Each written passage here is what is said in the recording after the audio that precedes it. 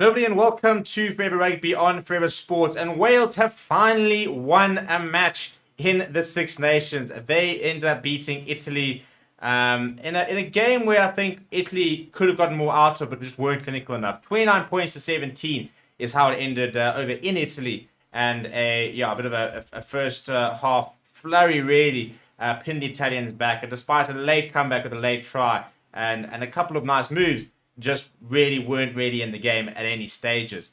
And I think frustrating for an Italian side who would have really looked at this game and thought that we could win it. But credit to Wales, who I think came out and played to their strengths. I think they stuck to their basics a lot more, and they were the better side throughout the game. And defensively, I think a couple of good scramble defense moments, for example, and a couple of nice players coming through. I thought Reece Webb, who's a player who's not been in the system for a while, really did step up and pitch up on the day. Before we go through the game, please do smash like on the video. Please do subscribe to the channel as well. It all started with an early penalty from Williams before an early try from Dyer. Once again, you talk about control the controllables. And Pierre Bruno, very lackadaisical, getting to the right-hand side, and the bounce ball then doing him, falling straight into the arms of Rio Dyer, and all of a sudden, Wales are 10-0 up after 10 minutes.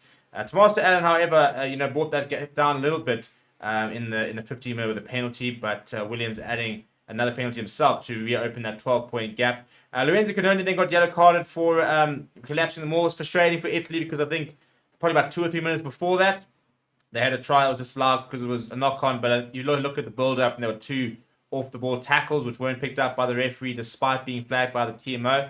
But that Canoni yellow card resulted in a penalty try. And so at half-time, 3 points, 22, job's basically done. However, Italy started well, and with a little chip over the top from Tommaso Allen, who very much, I think, today said that Andrew Capuzzo is not the only 15 that can, do a job for Italy. A little chip over the top, Sebastian Negri getting on the top of that. All of a sudden, they're thinking, right, well, 12 points, you score next, you're back in the game. But that is not what they did. Slap off Faletau finishing up a really good break from Reece Webb to establish a 19-point lead. And then a late try from Ignacio Briggs in 67th minute gave Italy a bit of hope. But in the end, there was just far too much and not accurate enough. I think 10 handling errors across the match. And if we look at some of the stats, very interesting to see where sort of the game was played. It was played about 41% in about between the 22 and the halfway line in the Italian half. 4 tries to 2. Wales getting a bonus point. 2 conversions each, a penalty goal each as well. So the 2 tries were the difference in the end. Italy carrying almost twice as much as Wales. 10 line breaks to 4 as well, but 14 turnovers. Lost was a big issue for Italy. We look at possession, 55% for Italy and 45% for Wales. If we look at the average point score, 1.5 for Italy, 1.6 for Wales. There were 9 entries by Italy and 13 from Wales. We look at the set pieces. I thought that Italy looked really dangerous from set pieces. The Italian scrum worked quite well. They won 82% of their scrums. They had an 80% line compared to 88%, so the line was a bit of an issue for them. On the attack, they passed a lot more. They carried a lot more.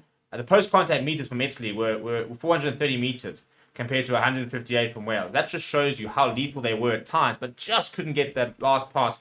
Just couldn't get that final sort of phase. And that's a clinical thing, If you can just be a bit more patient, score those points, and finish off those moves, they probably go on to win the game.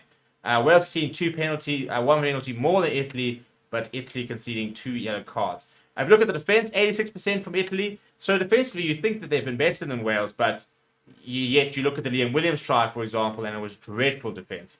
Wales missing 35 tackles of 120, 77% tackle success rate. It was not particularly impressive.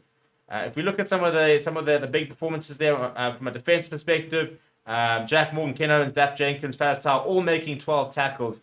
Nicotero, the top tackler there for Italy, with 11. Owen Williams, Justin Tipperick also putting in quite a big shift. Line breaks, Tommaso Allen broke the line 3 times. As I said, I think he very much wants to say that, yes, there's no Andrew Capuzzo, but guess what? I'm still around and I can still do a good job. Lots of carries coming from John and Aso Brix. Type Faletau, both with 9 carries. Lorenzo Canoni, as expected, also with 9 carries. If we look at defenders beaten, for example, Tommaso Menoncello, what a game he had. 5 defenders beaten from him, 4 from Liam Williams as well. Very good to see those two both getting themselves quite involved. But I've been very impressed with Tommaso or Menachilla rather. In terms of meters carried, Liam Williams right at the top there, 81 meters. It was an interesting game, frustrating game for Italy for